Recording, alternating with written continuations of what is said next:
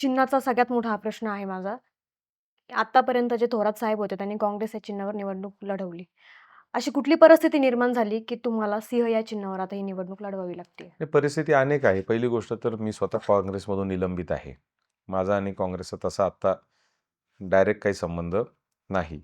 दुसरी मुद्दा असा आहे, की थोरात साहेबांच्या बरोबरच या शहरातले सगळे संगमनेरकर जे आहे, ते आम्ही सगळेजण एकत्र येऊन एक राजकारणाच्या पलीकडं विचार करून आम्ही ही संगमनेर सेवा समिती स्थापन केली.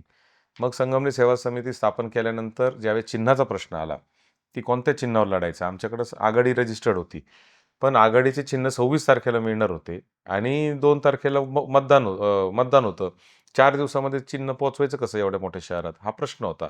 मग अशी करत असताना ज्यावेळेस आम्ही राष्ट्रीय पक्षांचे चिन्ह चेक केले, त्याच्यामध्ये सिंह चिन्हावर ऑल इंडिया फॉरवर्ड ब्लॉक नावाचा पक्ष होता. ऑल इंडिया फॉरवर्ड ब्लॉक हा अत्यंत नावाजलेला पक्ष आहे. नेताजी सुभाषचंद्र बोस याचे संस्थापक आहेत. त्याच्यामुळे कोणाचंही ऑब्जेक्शन त्या पक्षाला असण्याचं काही कारण नव्हतं आणि म्हणून आम्ही निर्णय घेतला, की सिंह या चिन्हावर आपण ही निवडणूक लढूया.